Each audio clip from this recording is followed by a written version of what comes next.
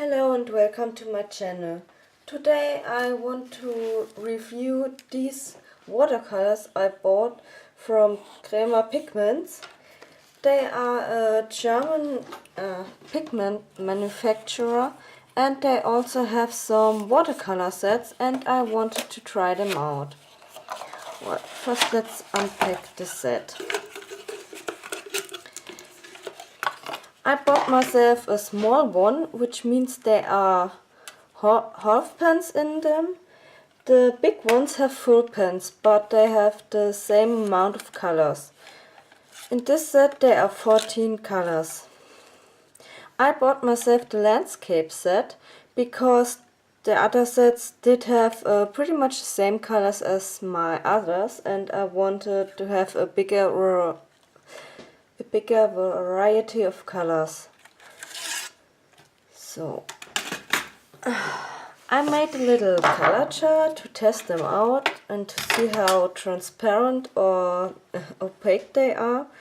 Most of the colors are pretty opaque, as you can see, and the pigments aren't as fine and some of them rub off if you touch the surface.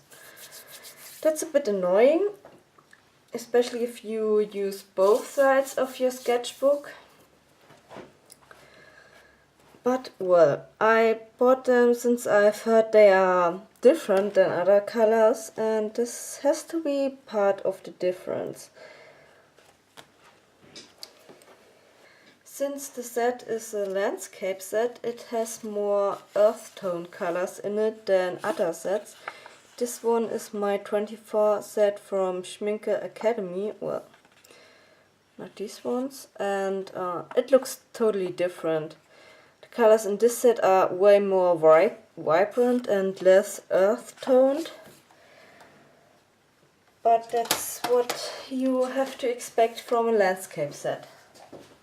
At first I thought I might have some problems using the colors since the color choice is so different from other sets, but I've used them for watercolors, for landscapes, and they work pretty fine. Here's this is the first painting I made with the colors. It's a bit stiff, I didn't know what to paint at this moment, and I've also made some others, like this one with the fish, and this one. I like how the colors work, and if you are using them for landscapes you will have no problem with the color choice, but they don't work for portraits, at least in my opinion. I've also made a mixed chart with the colors to see how the pigments react with each other. And well, as you can see, there's a lot of granulation going on. This one, it's the let's see what the English name is. It's cobalt green bluish.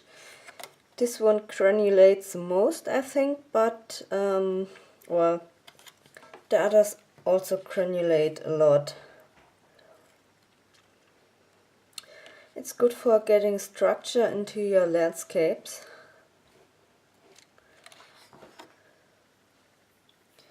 So, and now let's take a closer look to the colors.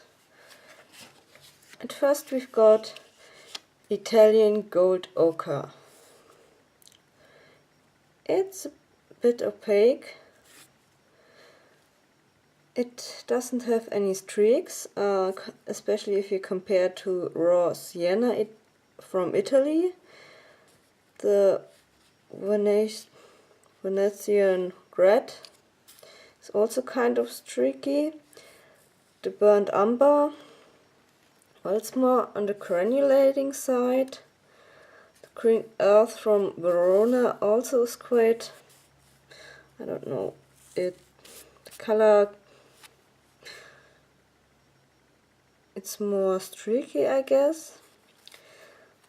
The vermilion granulates nicely. Spirit Yellow, that's also a bit opaque. The Cobalt Green Bluish, I think it's the most characteristic color. It granulates a lot, it's opaque, and well, it rubs off a bit. The Chrome Oxide Green is the most opaque color. The Paris Blue also is more on the granulating side. And the Cobalt Blue, well, it's quite opaque, and it's also the one which rubs off most, beside the Caput Mortuum. Well, and here we have Think White. I'm not a big fan of Think White in watercolors, but I think you can use white sometimes to light up darker colors. I've used it in clouds, mixed up with furnace black to create a nice and opaque gray. Well, there's not much to say about furnace black. It's also opaque and it's a bit granulating. Caput Mortuum is also, like I said, one of the colors which rubs off most, and it's also quite opaque. And I also got these three. I've got them separate. I always wanted magnetite. It reacts on magnets, like the name says. And I've got Caput Mortuum Reddish as well. There's not that much difference, but I think I like this one a bit better as a single color.